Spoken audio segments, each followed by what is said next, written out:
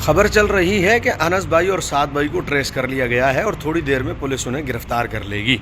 میری گزارش ہے کہ ایک دفعہ مرکز آرڈر کر دے، پاکستان کے سارے تھانے ہمارے کارکنان خود بھر دیں گے، پولیس کو چھاپے مارنے اور ہمیں ڈھونڈنے کی ضرورت نہیں پڑے گی، ہم تھانوں میں خود پیش ہو جائیں گے۔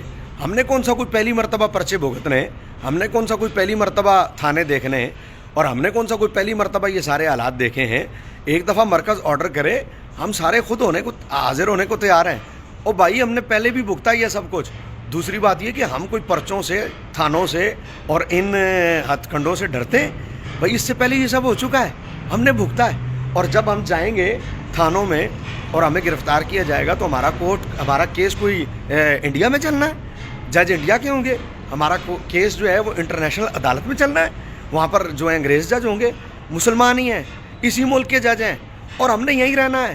ایسا نہیں ہے کہ ہم یہاں سے بھاگ گئے ہیں، ہمارے پلاٹ لندن میں نہیں ہے، آج حکومت ختم ہوئی اور کل لندن چلے گئے ہیں، آج عہدہ ختم ہوا اور کل لندن چلے گئے، باہر ملک بھاگ گئے۔ بھائی ہم اسی ملک میں رہتے ہیں اور یہی رہنا ہمارا، سب کچھ یہیں پر ہے۔ اور جب پہلے مسجد سیل ہوئی تھی تو وہ کس نے کھلوائی تھی؟ وہ بھی تو ایک جج ہی تھا، اللہ جس سے کام لے۔ پہلے جب سعد بھائی بند ہوئے تھے وہ کس نے ضمانت کروائی تھی؟ وہ بھی تو جج ہی تھا۔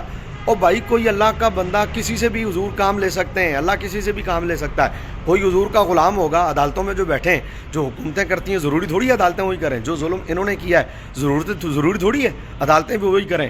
اور پھر دوسری بات یہ ہے کہ دین کے رستے کبھی آسان ہوئے؟ سعد حسین کا رتبہ امام حسین سے زیادہ تو نہیں ہے، انس حسین کا رتبہ امام حسین سے زیادہ تو نہیں ہے؟ تو جب ان کو شہید کیا جا سکتا ہے، یزیدی حکومت ان کی گردن کاٹ سکتی ہے، تو پھر آج جو حضور کے غلاموں کے ساتھ ہو رہا ہے یہ کوئی نئی بات نہیں ہے۔ حضور علیہ الصلوۃ والسلام مقام طائف پر آپ کے پاؤں مبارک تک خون پہنچا۔